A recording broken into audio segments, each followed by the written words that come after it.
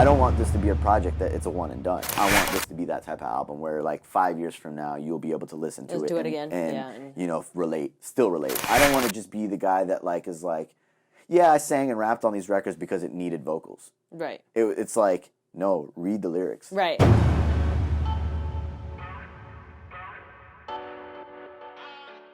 What's up, guys? It's DJ K Young, and today I'm sitting down with DJ Paimon to talk about his new project, Soul De Selene.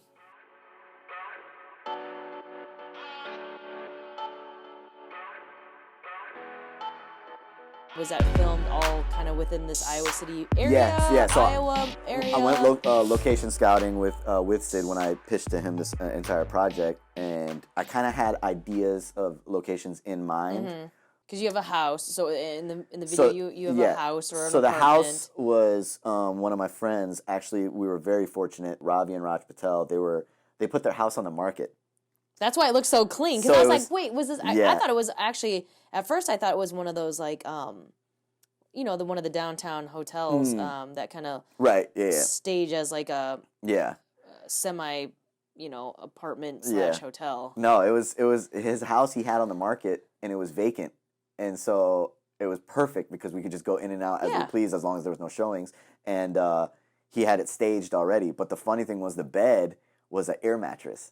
Because that was an air mattress that you guys did all those scenes? Yeah. Oh my gosh. So we had like to, a squeak. Yeah, so like it was like one side would go up, like one a side water bed almost. So like we had to make that was a challenge to make it not look like an air mattress.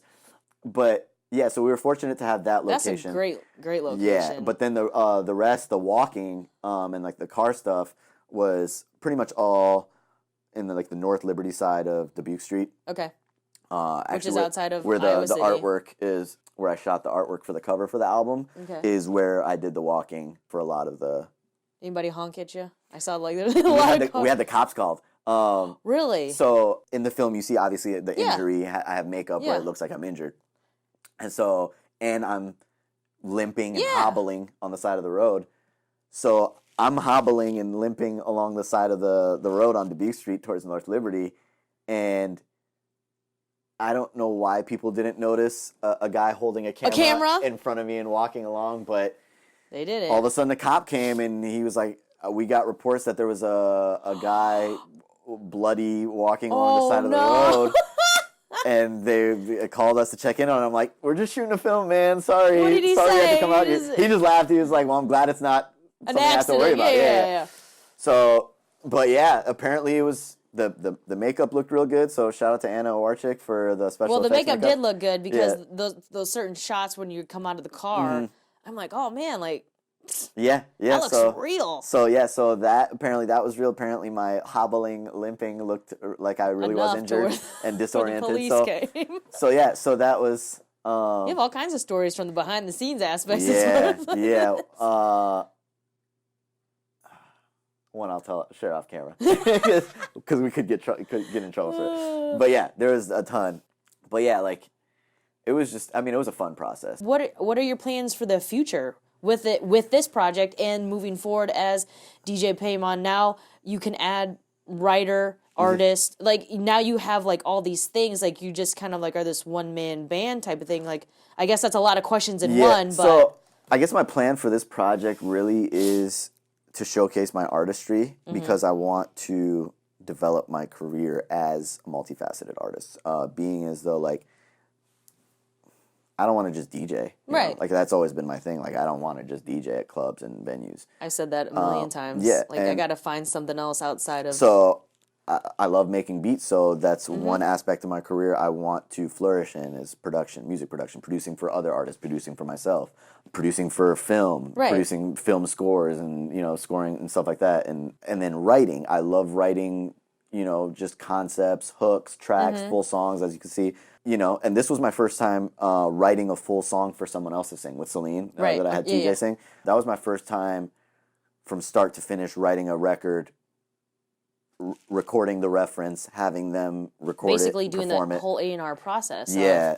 This is how you need to sing it. Yeah, this is how I'm going to produce you. Like, I'm going to sit here. Yeah. This is what I want. That was my first time doing that, and I thought that was a very fulfilling experience as well to hear that come together, because I'm really proud of that record as well. and I hope he performs it because I think it's a great record. Great record. I Thank like you. it too. But yeah, so that's my goal, is to just showcase that so that it opens up opportunities for me to continue to do things like that. So whether it's in creative things like this visual album stuff, or like writing records, or producing beats, or I want to continue to do that, and you will hear more records written and performed by me in the future. I don't know how soon. It was definitely a passion project that I just wanted to get out I was gonna say, are you gonna take some time off? I mean, obviously, I'll definitely take time off from writing and recording, producing and things like that. Not from producing. I'm definitely gonna continue producing because beats is something that is just I do like. Yeah, I mean I just do that in my sleep. Like it's like that's my. That's your passion. Yeah, it's like you can't stop doing it. Yeah, it's just like I just naturally make beats. I'll make a beat. I'll whip up a beat in a couple hours, and then so that I'll just continue to do all the time. And then DJing is my main source of income. But I do want to transition to the point where my music is what's my main source of income. So that's why I really wanted to showcase my talents of writing, my talents of music production, my talents of making an entire cohesive project like this. So that was really my main goal. I don't want this to be a project that it's a one and done. And that's why I made it something that's a start to finish type listen, and a vibey type record. And it's a record that you, like, if you think about it, when you think about, like, all your favorite albums that, like, you constantly go back to, like, what we consider classics, those are the ones where you relate to. Right. Because it brings a feeling out of you. It strikes a nerve, like, it's something where, like, you feel like, all right, I'm in a sad mood. Let me listen. Right. Let me pull up this I'm gonna pull album. up the song. Yeah. Damn, I miss my ex. Let me pull up Take Care. Yeah. Right, for damn, sure. Like, damn, I hate my ex. Let me pull up Weekend. Exactly. And there's just like, and obviously Drake and Weekend were pretty big influences as far as Sonics and as far as this album went. But there's just like certain albums that you constantly go back to because you related to and you felt a certain way when you heard it, and so hearing it will always bring back those feelings. I want this to be that type of album where, like, 5 years from now, you'll be able to listen to it again, and still relate, and because it's like like you said, it's universal. Like, people go through these feelings, and sometimes these songs help them get through those feelings. So I want people to 10 years from now be able to pull up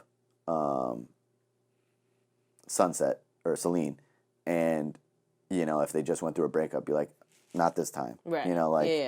I'm done with you. Right. You can't get me back. It's one of those types of records. So your documentary, congratulations on that success and all the awards that it's won. Are you going to kind of do the same thing as far as... So this won 4 awards. But Which it is was great. Cool. Congratulations Thank you. on that too. It was cool to win some awards for this as well. Because now you can have award-winning film producer. You know what I mean? I'm 2 for 2, documentary and this. And this.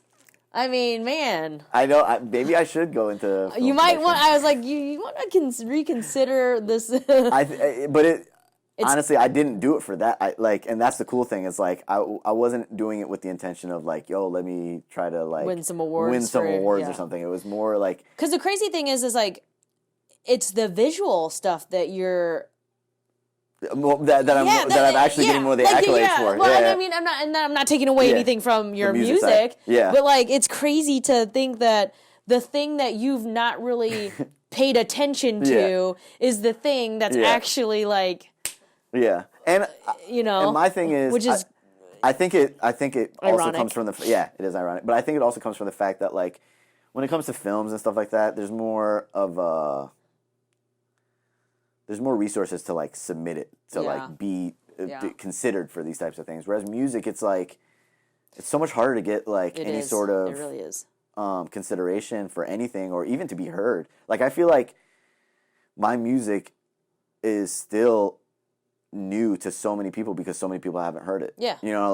And I still get people that come up to me and hear She Bad for the first time that I released in 2016 and they're like, yo, what is that song? Like, yo, that song is like my favorite song right now. And it's like a song that I put out 2 years ago.